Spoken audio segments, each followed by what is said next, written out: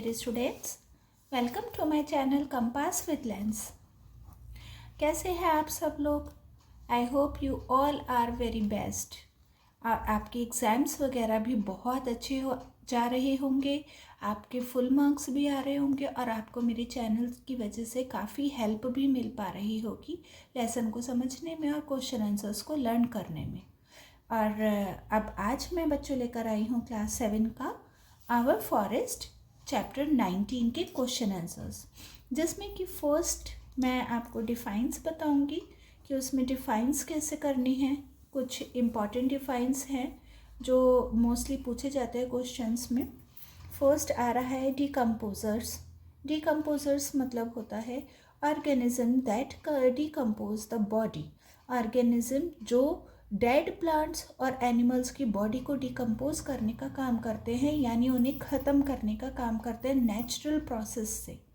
ठीक है, ये ऑर्गेनिज्म होते हैं बच्चों, मैं फिर रिपीट कर रही हूँ, ये माइक्रो ऑर्गेनिज्म होते हैं जो हमें दिखाई नहीं देते हैं।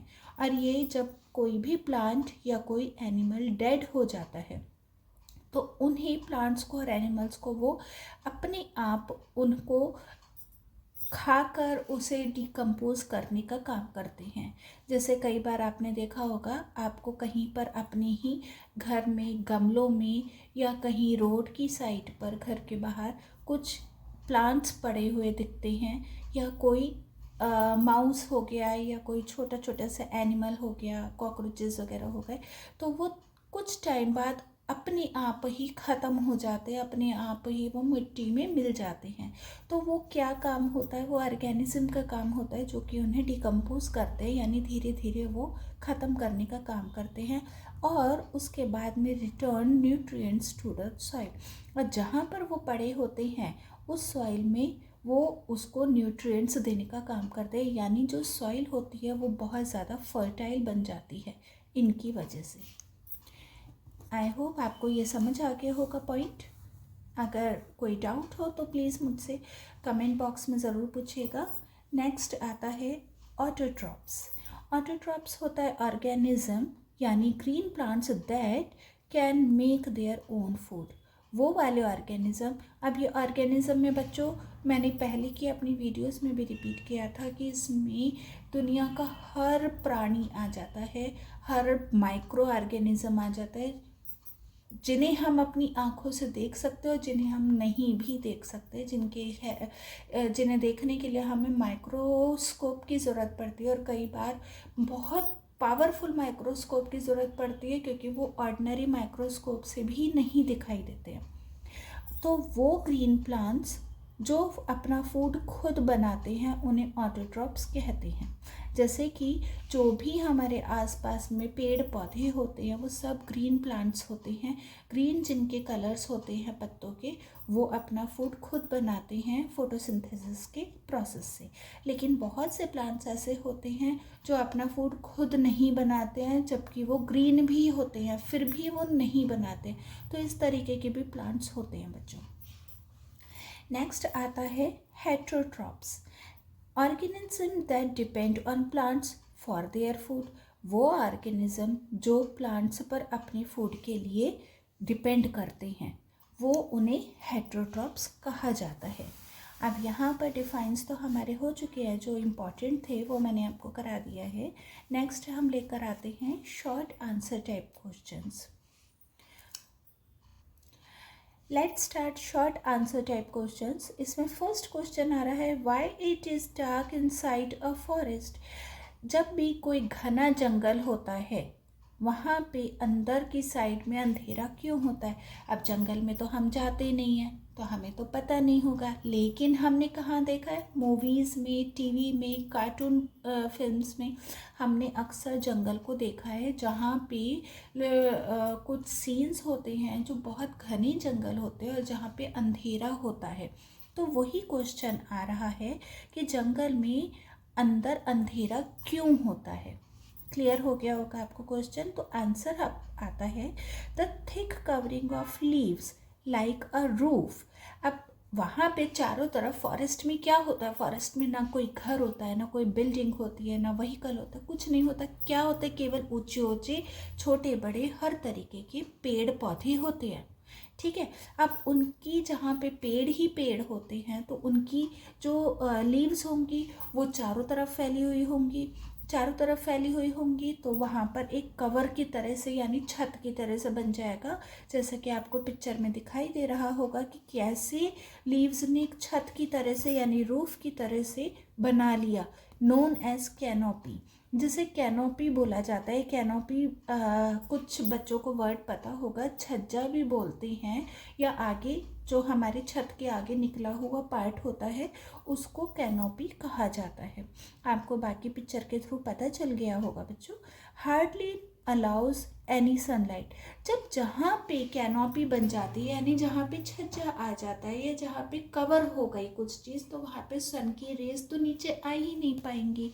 अब जब सन की रेज नहीं आ पाएंगी नीचे, जब इतने घने जंगल हो गए, इतना ज़्यादा पेड़ ही पेड़ हो गए हैं, उनकी पत्तियों ने पूरी छत की तरह से कवर कर लिया, तो सन की रेज को वो पास होने का मौका ही नहीं मिला।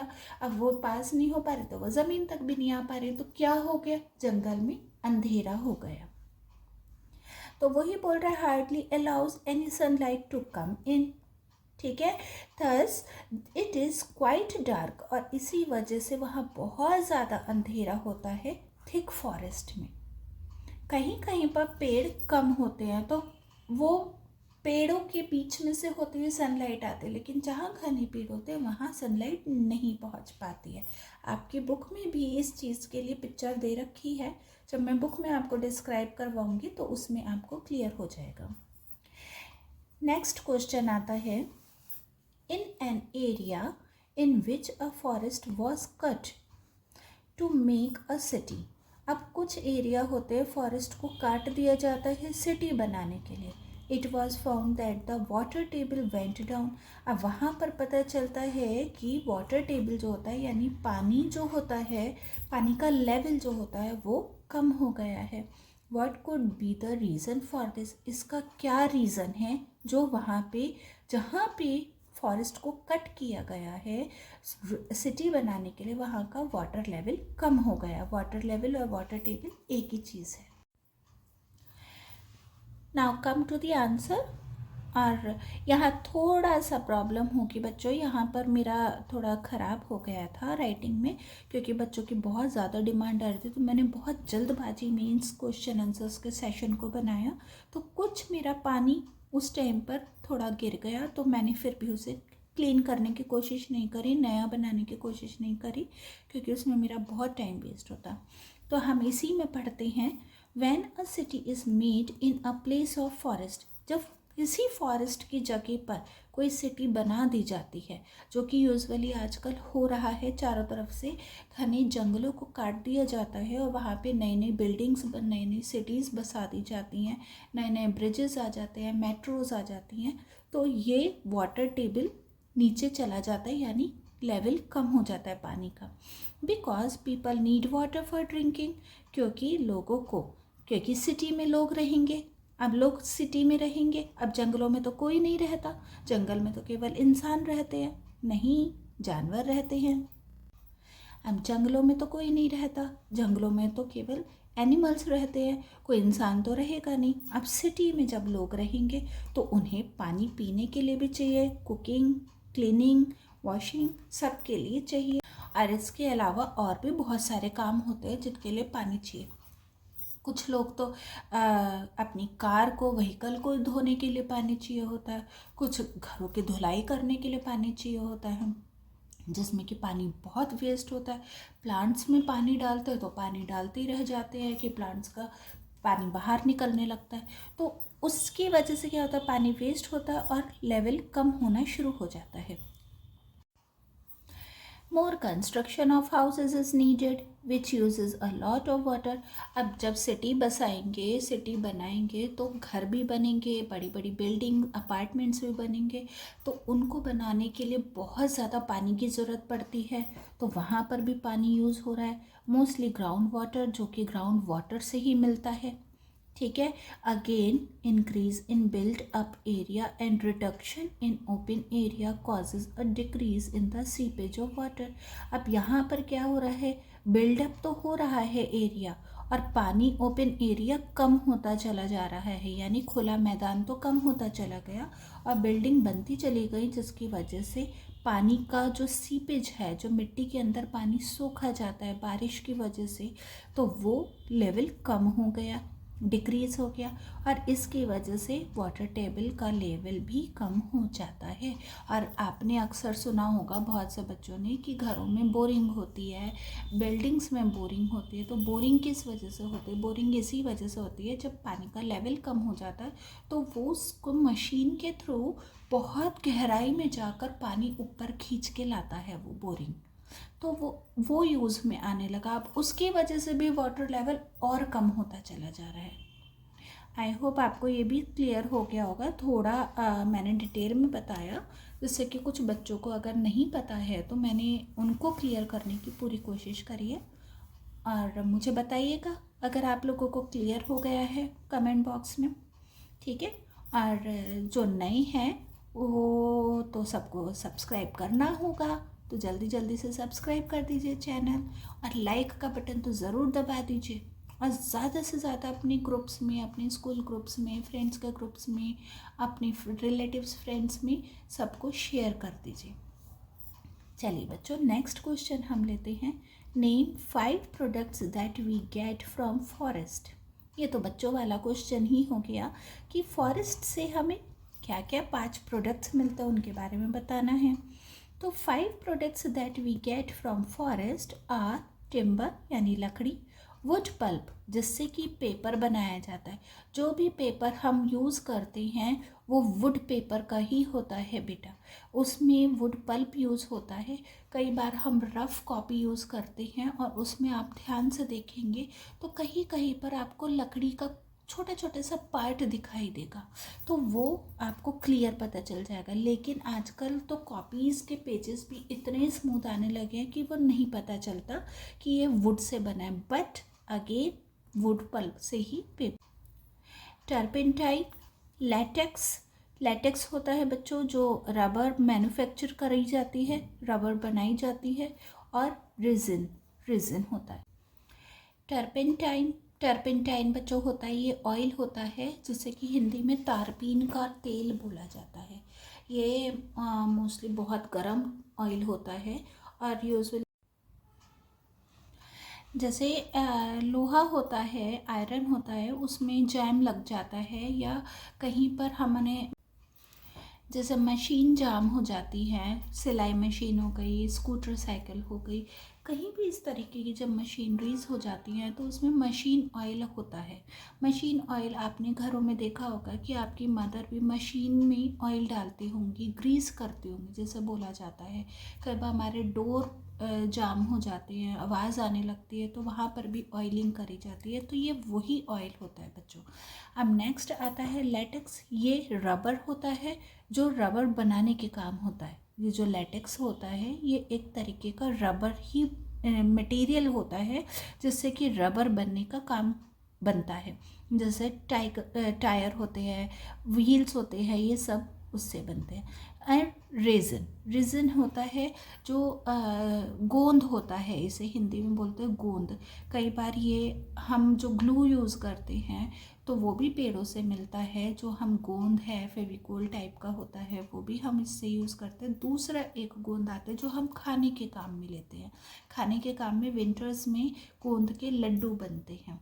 जो अब विंटर्स चल रही हैं तो आपके घरों में मोस्टली घरों में गोंद के लड्डू बनते हैं, तो वो रेजिन होता है यानी गोंद। ठीक है, तो ये भी क्लियर हो गया होगा। नेक्स्ट क्वेश्चन लेते हैं। नेम 2 स्कैवेंजर्स, 2 स्कैवेंजर्स के नाम बताने हैं। How are they useful to the environment. और ये जो 2 स्कैवेंजर्स हैं, ये जो स्कैवेंजर्स हैं ये हमारे एनवायरनमेंट के लिए कैसे यूज़फुल हैं उसके बारे में हमें बताना है। तो एक तो जैकल है और एक वल्चर है। ये स्कैवेंजर्स के नाम हैं जो डेड एनिमल्स को खाने का काम करते हैं। जो भी एनिमल्स मर जाती हैं और वो पड़े रहते हैं तो वो उनको खाने का काम ये एनिमल्स करते हैं। उससे क्या हुआ, एनवायरनमेंट क्लीन होता है, नहीं तो वो कहीं ना कहीं बैक्टीरिया ग्रोथ होने लगती है और नई नई बीमारियां फैलने का डर रहता है। तो ये they consume dead animals and dispose them off, और उन्हें पूरी तरीके से ख़त्म कर देते हैं, thus keeping our environment clean, और इसकी वजह से हमारा जो वातावरण है, एनवायरनमेंट है, वो पूरी तरीके से क्लीन रहता है। ठीक है, नेक्स्ट 5th क्वेश्चन आता है, give an example to show the interconnection between food chain. अब फूड चेन में क्या इंटरकनेक्शन है उसके बारे में हमें एग्जाम्पल के थ्रू बताना है। अब आंसर में आता है, suppose there is a food chain, जैसे कि प्लांट है, प्लांट को रैट ने खाया, रैट को स्नेक ने खाया, तो ये हमारा फूड चेन बन गया। But there are several animals other than the snake that eat rat, लेकिन यहाँ पर स्नेक के अलावा और भी बहुत सारे एनिमल्स हैं जो रैट को खाते हैं। फॉर एग्जाम्पल जैसे कैट और आउल। कैट तो बहुत फेमस है ना, टॉम एंड जेरी देखते हैं ना, तो टॉम क्या हुआ, टॉम तो रैट हुआ और जेरी कैट हुई। हो सकता है मैं रॉन्ग बोल रही हूँ क्योंकि इस टाइम तो मैं कार्टून नहीं देखती हो, तो कार्टून तो बच्चों आप ही लोगों ने देखा होगा ना रिसेंटली में, तो आप मुझे बताइएगा क्या मैंने ठीक बताया है कि टॉम जो है वो रैट है और जेरी जो है वो कैट है।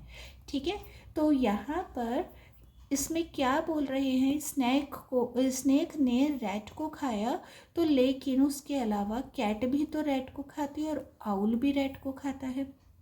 So another food chain can be, तो अनदर फूड चेन क्या बनी, रैट ने प्लांट को खाया और कैट ने रैट को खाया। चेंज क्या हुआ, स्नेक का और कैट का। हमारा फूड चेन फिर भी प्रॉपर तरीके से ही बनेगा। Is that clear to you, all of you? Now, as we can see, both chains are interconnected. इसी वजह से हम कह सकते हैं दोनों ही चेन आपस में इंटरकनेक्ट कर रही हैं, क्योंकि रैट को खाने वाले तो 2 हो गए हैं और रैट ने तो अकेला प्लांट ही खाया है। Now come to the 6th question. How are forest fire controlled? जो जंगलों में आग लग जाती है वो बहुत बुरी तरह से लगती है बच्चों, क्योंकि वो उसे हिंदी में आपने अपनी हिंदी सब्जेक्ट में दावानल वर्ड भी पढ़ा होगा। दावानल क्या होता है, जंगल में आग को लगना दावानल बोला जाता है। अब यहाँ पर जब जंगल में आग लगती है ना तो वो धीरे धीरे नहीं लगती, वो एक चिंगारी भी जब लगती है ना तो वो पूरे जंगल में बहुत स्पीड से फैलती है, जो कि आउट ऑफ कंट्रोल हो जाती है, उसे बुझाना आसान नहीं होता।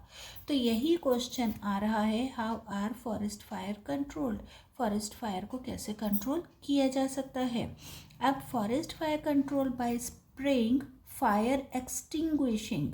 अब फायर एक्सटिंग्विशिंग क्या होता है, जिससे कि फायर को बुझाने का एक स्प्रे होता है बच्चों, जो कि आपने अक्सर बहुत सारी जगह पर देखा होगा।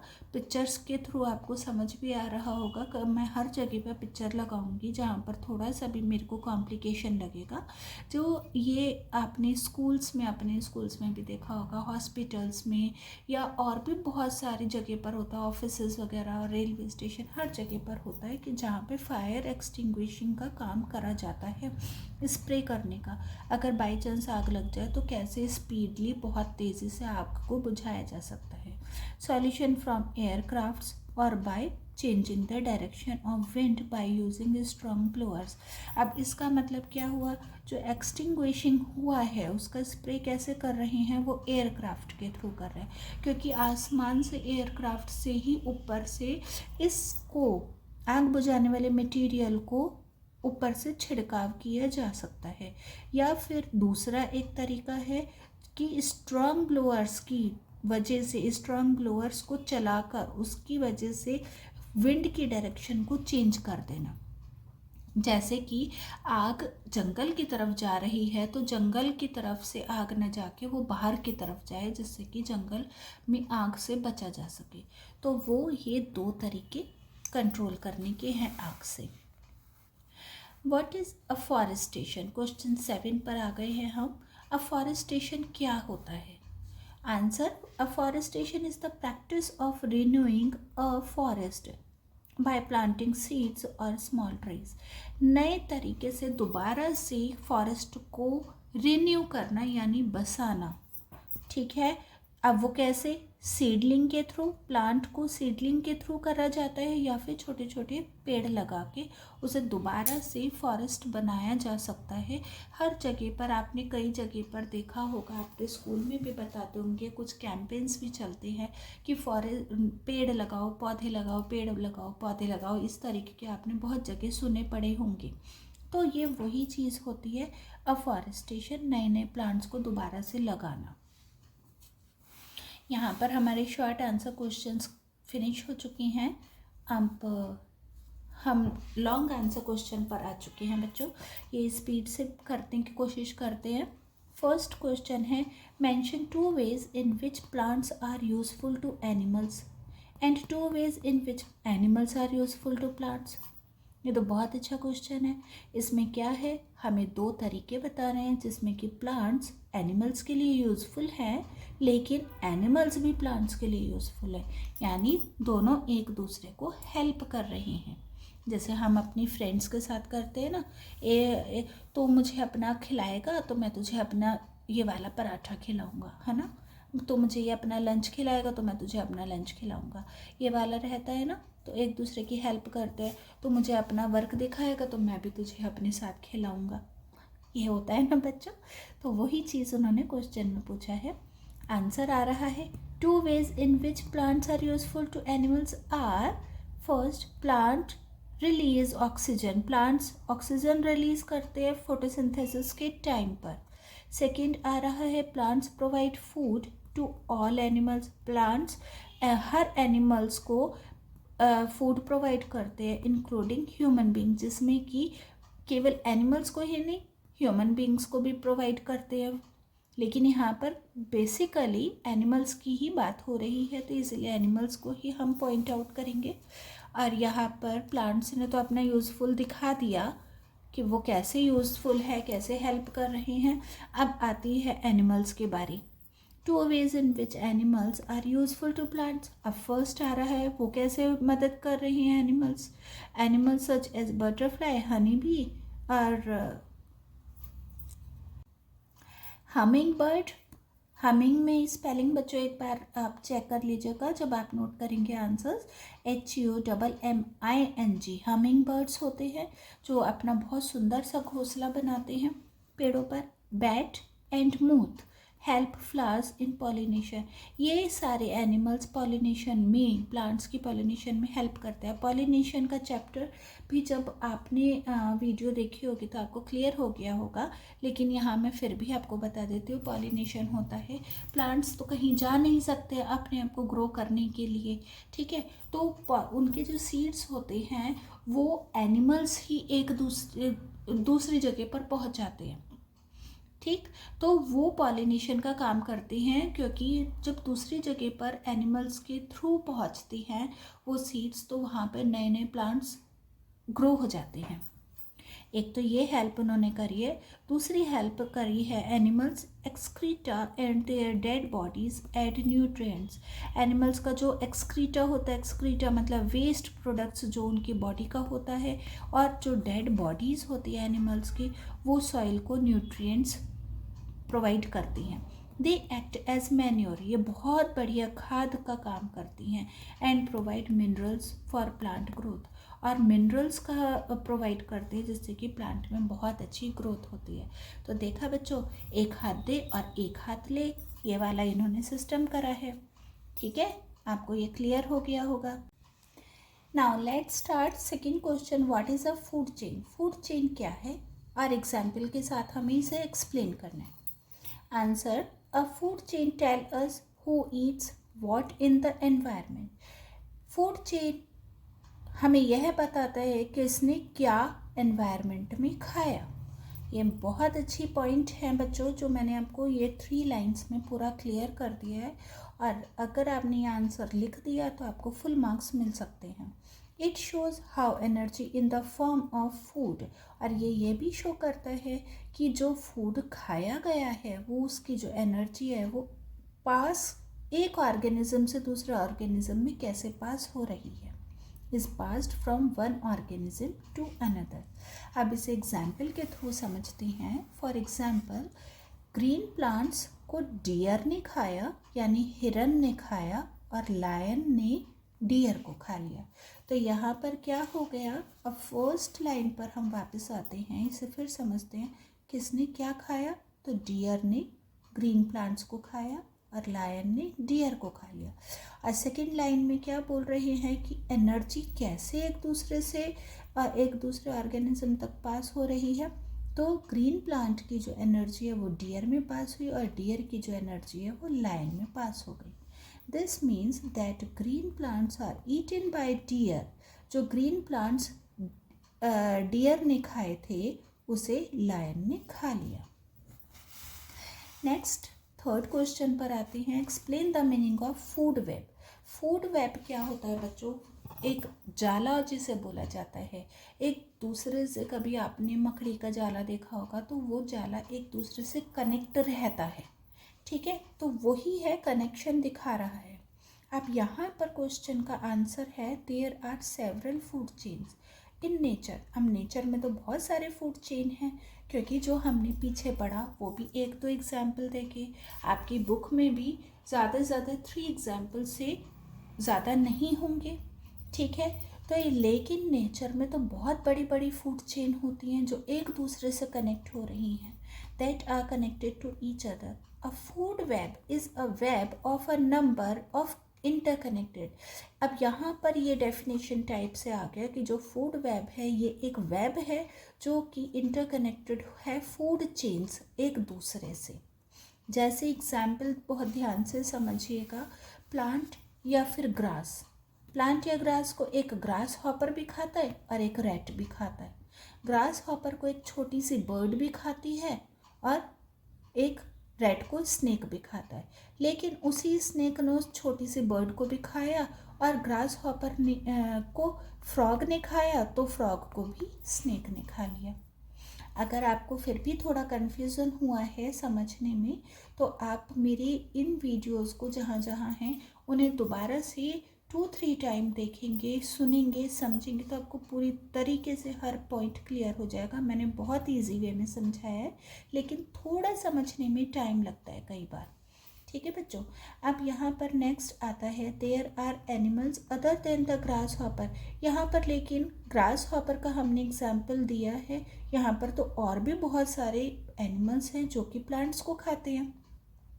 सो हमारा कहीं ना कहीं एक जाला जैसा बन जाता है। There are also animals other than frog. अब फ्रॉग के अलावा और भी एनिमल्स हैं जो ग्रास हॉपर को खाते हैं, या फिर स्मॉल बर्ड के अलावा भी बहुत सारे एनिमल्स हैं जो ग्रास हॉपर को खाते हैं, या स्नेक के अलावा भी और फ्रॉग को खाने वाले हैं। तो इस तरीके से हमारा ये एक फूड वेब बना हुआ होता है। अब जल्दी जल्दी से मुझे कमेंट करके बताते चले जाइए किस किस को सारी चीज़ें समझ आती जा रही हैं, और जिसे भी कोई कन्फ्यूज़न है तो आप 2-3 बार वीडियो को बार बार रिपीट करके देखेंगे, ये मेरी आपसे रिक्वेस्ट है। और फिर भी अगर कोई डाउट हो तो मुझे कमेंट बॉक्स में ज़रूर पूछिएगा। नेक्स्ट फोर्थ क्वेश्चन पर आते हैं। Explain how nature maintains a balance. Nature कैसे बैलेंस मेंटेन करके रखती है लिविंग थिंग्स में। बहुत अच्छा, बहुत इम्पॉर्टेंट क्वेश्चन है। Answer, nature maintains the population of each species of animal. हमेशा कोई भी एनिमल होता है उसकी जो स्पीशीज होती है यानी जातियाँ होती हैं, यानी डॉग, तो डॉग बहुत वैरायटी के होते हैं, कैट तो वो भी बहुत वैरायटी के होते हैं, लायन, टाइगर वो भी कई तरीके के होते हैं। तो उनमें जो पॉपुलेशन होती है उसे नेचर मेंटेन करके रखती है इन सफिशिएंट नंबर, ठीक है, जितनी एक ज़रूरत होनी चाहिए एनवायरनमेंट में, तो वो उसको बना के रखती है to maintain a balance. That is why we say that to kill and to be killed. तो इसीलिए हम कह सकते हैं टू किल यानी मारना या मारा गया, to grow and to die, यानी उगा या ग्रो हुआ और मर गया, and get decompose in the law of nature, और या फिर नेचर में मिट्टी में मिल गया। ठीक है, डिकम्पोज जो हमने अभी पीछे क्वेश्चन आंसर्स में पढ़ा है, तो वो भी तो मिट्टी में मिलता है, यानी वो भी ख़त्म हो जाता है। It is due to these activities, अब ये इसी एक्टिविटीज़ की वजह से बैलेंस बना के रखती है एक नेचर। नेचर अपने आप ही बाढ़ आ जाती है, अपने आप ही अर्थक्वेक आ जाता है, अपने आप ही बहुत सारे नेचुरल कैलेमिटीज़ हो जाती हैं, नई नई बीमारियां आ जाती हैं, बहुत सारी चीज़ें होती हैं बच्चों, जिसमें कि नेचर अपना बहुत बड़ा रोल प्ले करती है। Next 5th question, when you conserve forest you conserve soil. जब आप कंजर्व मतलब बचाना, जब आप फॉरेस्ट को बचाते हैं तो आप सॉइल को भी बचाते हैं। इसके बारे में हमें डिस्कस करके बताना है कि क्या मतलब हुआ, इसका कैसे हुआ। The roots of plants bind the soil particle, जो रूट्स होते हैं प्लांट्स के, वो सॉइल को, मिट्टी को पकड़ के रखते हैं tightly, and prevent soil erosion, और उसी की वजह से सॉइल का इरोजन यानी सॉइल आसानी से पानी में बह कर नहीं निकल पाती है, एंड इसी वजह से एंड दस maintain the fertility of the soil, और इसी वजह से जो सॉइल की फर्टिलिटी है वो बनी रहती है।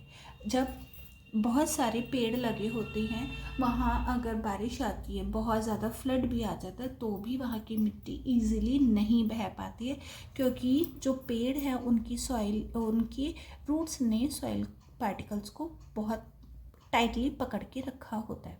Soil erosion is also prevented because rain drops do not fall directly on the forest.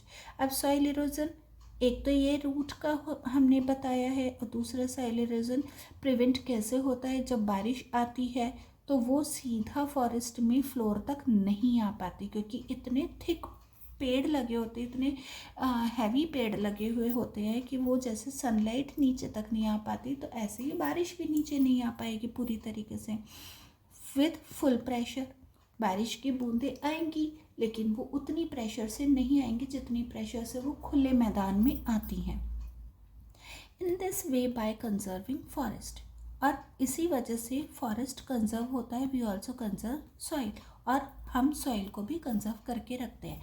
जैसे बच्चों सिंपल सी बात है, अगर कोई बहुत सारे व्हीकल खड़े हुए हैं और आपने वहाँ पर पानी, एक बकेट पानी ज़ोर से फेंका, तो व्हीकल अड़े जाते हैं, यानी व्हीकल बीच में खड़े होते हैं, तो पानी का फ्लो उतना तेज़ नहीं बह पाता। ठीक है, लेकिन अगर कहीं खाली मैदान है, खाली आपकी जगह है, वहाँ पर आपने पूरा बकेट, पूरी बाल्टी पानी की फेंकी है, तो पूरे प्रेशर के साथ पानी तेज़ी से जाएगा और वहाँ की मिट्टी को बहा के ले जाएगा। यही चीज़ यहाँ पर बताई गई है। नेक्स्ट क्वेश्चन आ रहा है, question 6, what do you mean by plant harvesting. Plant harvesting से क्या मतलब है, फॉरेस्ट की। How does it help in conservation, और ये भी कंजर्वेशन में कैसे हेल्प करती है, यानी बचा के रखने में कैसे हेल्प करती है। An efficient way to get wood, एक बहुत अच्छा तरीका है फॉरेस्ट से वुड को लेने का, फॉर आर रिक्वायरमेंट, हमारी ज़रूरत के हिसाब से, is to cut only some of the trees. अब लकड़ी तो सबको चाहिए, किसी न किसी चीज़ में, बहुत जगह पे लकड़ी यूज़ में आती है, तो लकड़ी तो काटनी पड़ेगी, लेकिन एक होता है अंधाधुंध काटे जा रहे हैं पेड़ को बिना किसी रिक्वायरमेंट के भी, तो वो नहीं होना चाहिए। तो जहाँ पे जितनी ज़रूरत है उतने ही पेड़ों को काटा जाए, कुछ ही पेड़ों को कुछ ही एरिया के काटा जाए। At the uncut trees prevents erosion, और जो पेड़ नहीं कटे हुए हैं वो इरोजन को प्रिवेंट करते हैं, यानी सॉइल इरोजन को प्रिवेंट करते हैं। ऐसा नहीं है कि पूरा का पूरा मैदान ही साफ कर दिया पेड़ काट के, तो वो तो मिट्टी बही जाएगी। लेकिन अगर कहीं पर 10 पेड़ लगे हुए हैं, 10 पेड़ लगे हुए, उसमें से अगर 3 पेड़ काट लिए तो बाकी के 7 पेड़ लगे हैं, तो वो सॉइल इरोजन को बचा के रखेंगे। Fruit of these trees produce seeds, और यही 7 ट्रीज का जो मैंने एग्जाम्पल दिया है, इन्हीं में जो फ्रूट्स लगेंगे वो सीड से सीड्स प्रोड्यूस करेंगे so that new trees can grow, और उन्हीं सीड्स से नए ट्रीज भी ग्रो हो सकते हैं। अगर सारे के सारे काट देंगे तो पूरी तरह से ख़त्म हो गया, लेकिन अगर कुछ ट्रीज़ को हम छोड़ देंगे तो वहाँ से उनकी सीड्स से नए ट्रीज भी ग्रो हो जाते हैं। This way the forest cover the maintained, ये COVER है बच्चों।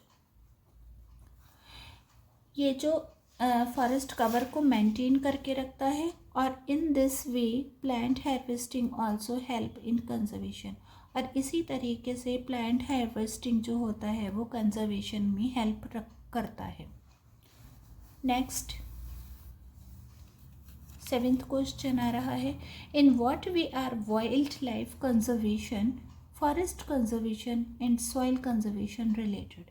ये बहुत इंपॉर्टेंट क्वेश्चन है बच्चों, मैं साथ ही साथ आप लोगों को बताती जाती हूँ। जो इम्पॉर्टेंट क्वेश्चन है उन्हें ज़रूर करिएगा लर्न, उन्हें बिल्कुल मत छोड़िएगा, और ज़्यादातर क्वेश्चन उन्हीं में से आते हैं। तो ये wild life conservation, forest conservation और सॉइल कंजर्वेशन एक दूसरे से कैसे रिलेट करते हैं उसके बारे में क्वेश्चन है। Answer is forest prevent soil erosion, forest soil erosion को प्रिवेंट करता है यानी बचाता है।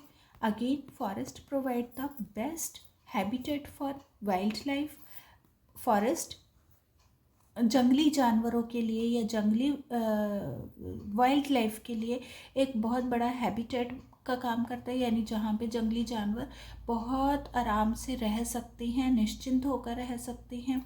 As food and shelter are available for a large number, जैसा कि वहाँ पे फॉरेस्ट में उन लोगों के लिए, किसके लिए है, एनिमल्स के लिए, वाइल्ड लाइफ के लिए फूड और शेल्टर बहुत अच्छी मात्रा में उनको अवेलेबल होता है for a large number of wildlife in the forest, so conservation of forest help in wildlife। सो इसीलिए हम कह सकते हैं कि फॉरेस्ट जो होता है वाइल्ड लाइफ को कंजर्वेशन करने में हेल्प करता है, as well as soil conservation, और साथ ही साथ सॉइल कंजर्वेशन में भी हेल्प करता है। मैं ये क्वेश्चन का आंसर फिर दोबारा से रिपीट कर देती हूँ। यहाँ पे क्वेश्चन है wild life conservation, forest conservation और सॉइल कंजर्वेशन आपस में कैसे कोरिलेट कर रहे हैं एक साथ।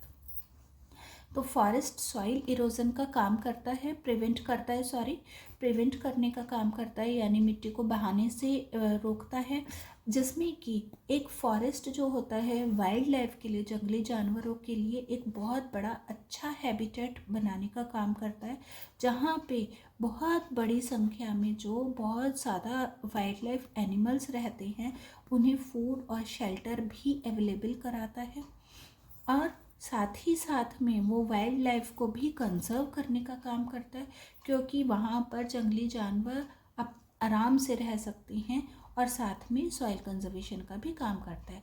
अब बच्चों वाइल्ड लाइफ कंजर्वेशन में आपने मोगली मूवी तो मोस्टली बच्चों ने देखी होगी, मुझे कमेंट सेक्शन में ज़रूर बताइएगा मोगली मूवी या मोगली कार्टून किस किस ने देखा है।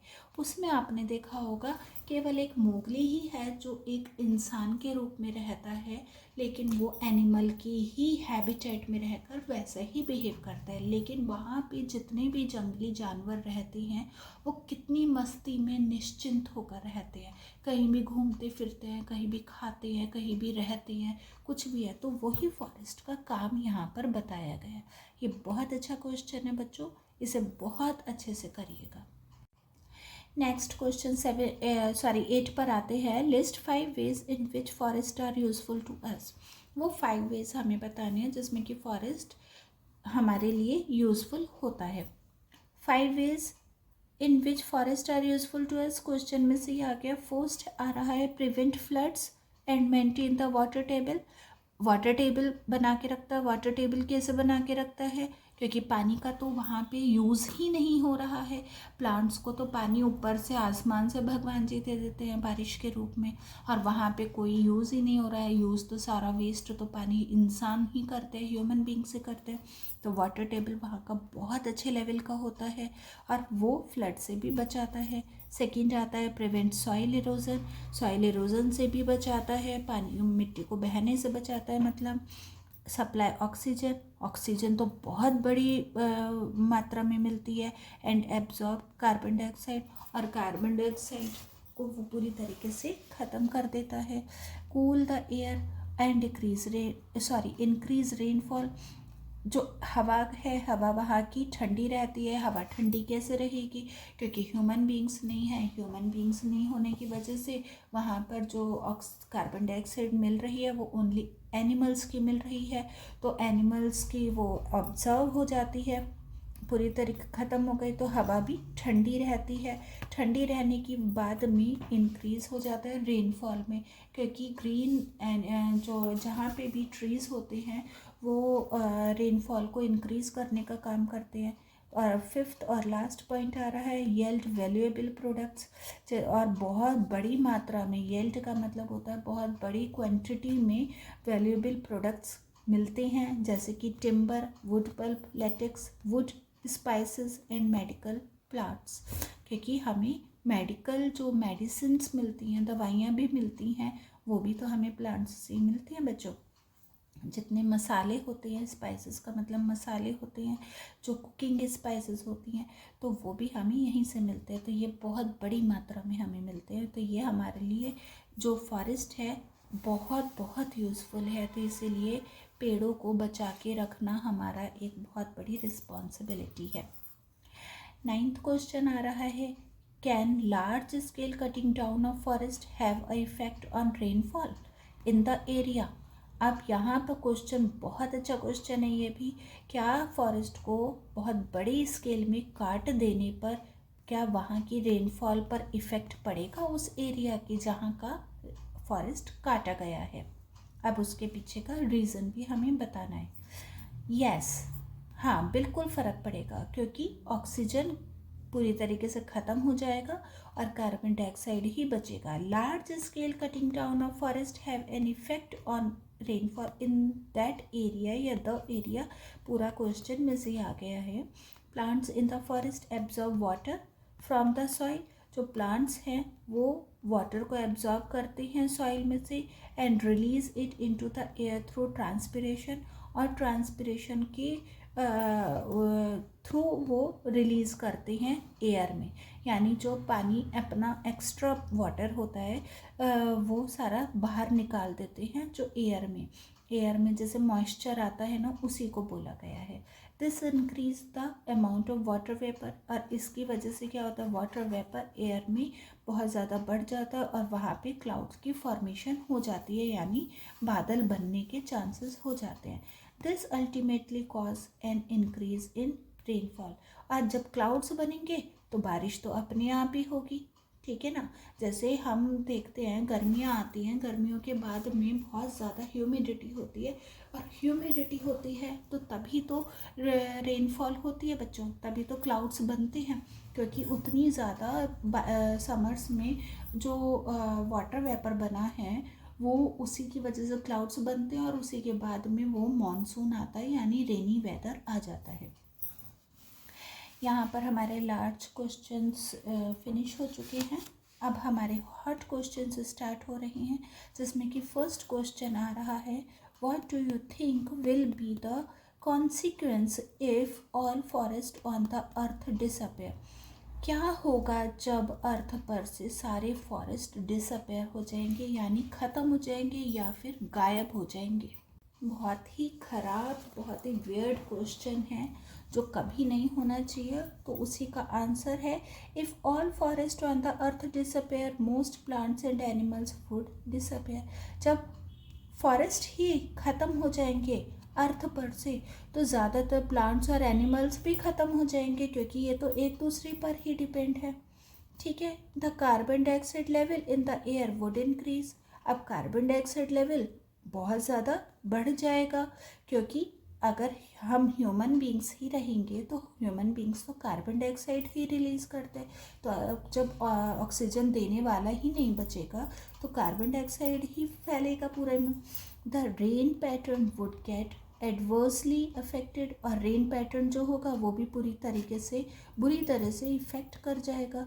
And soil erosion would increase, soil erosion भी बढ़ जाएगा, क्योंकि जब प्लांट्स ही नहीं होंगे तो उनकी रूट्स सॉइल को पकड़ के नहीं रख पाएंगी तो वो भी ख़त्म हो जाएगा। Therefore survival of life would become more difficult.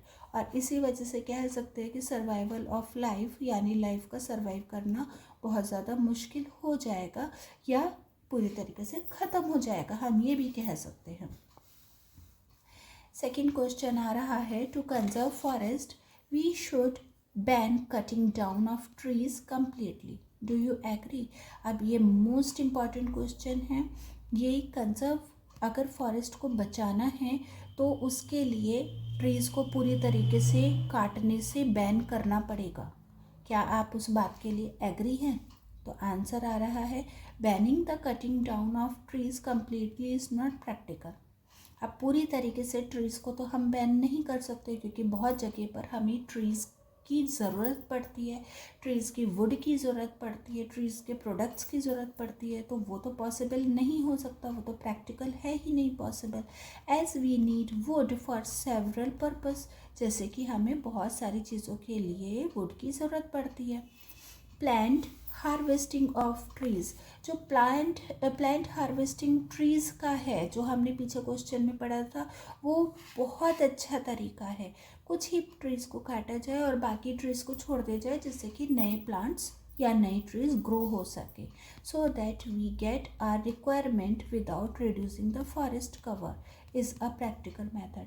और जिससे कि हमें जिस चीज़ की जितनी ज़रूरत होगी हम उतनी उसको यूज़ भी कर सकते हो और वो हमारे पास रह भी सकती है। ठीक है, तो ये हमारे लिए ज़्यादा अच्छा है comparative to ban of cutting down trees. Next third question आ रहा है, a forest has no waste, forest का कोई वेस्ट नहीं होता, क्यों। A forest has no waste, it is true, ये बिल्कुल ठीक बात है।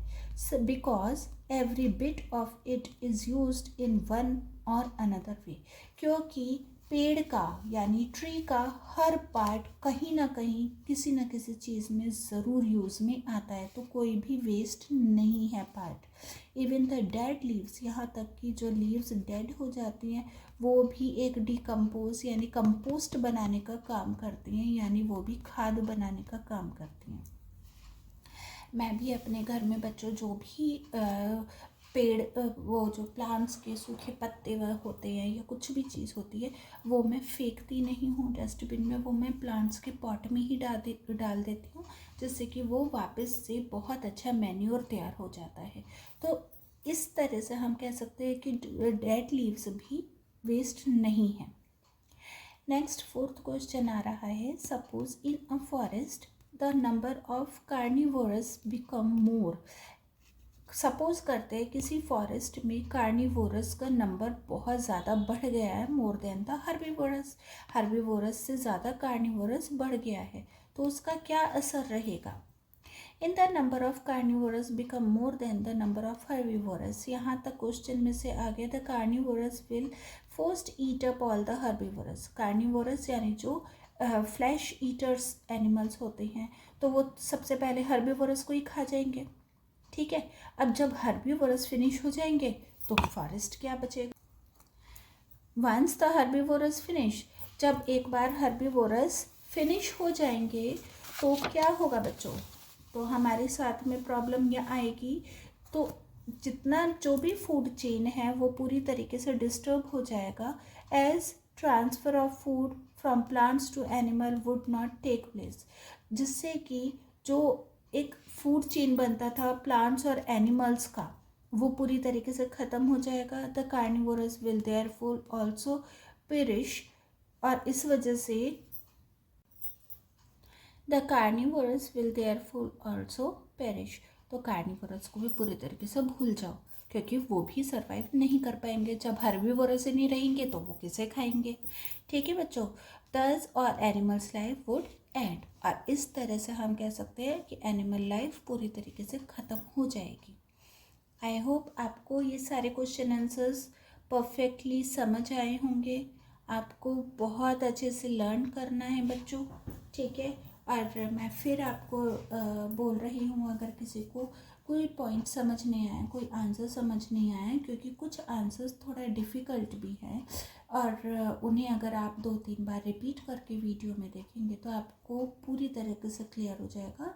नहीं तो आप मुझसे कमेंट बॉक्स में ज़रूर पूछेंगे। और नेक्स्ट मैं इसी चैप्टर का पूरा डिस्क्रिप्शन लेकर आऊँगी, बच्चों उसे ज़रूर देखिएगा। तब तक के लिए थैंक यू। चलिए, जिसने सब्सक्राइब नहीं किया है बहुत जल्दी से सब्सक्राइब करते चले जाइए। ये फ्री ऑफ कॉस्ट है, केवल स्माइल कीजिए और सब्सक्राइब कीजिए। साथ ही साथ लाइक भी कर दीजिए जिसने लाइक नहीं किया है, और ज़्यादा से ज़्यादा शेयर कीजिए, जो कि फ्री ऑफ कॉस्ट है। बाकी बच्चों को भी आपकी ये तरह से हेल्प मिल सके। Till then, bye bye.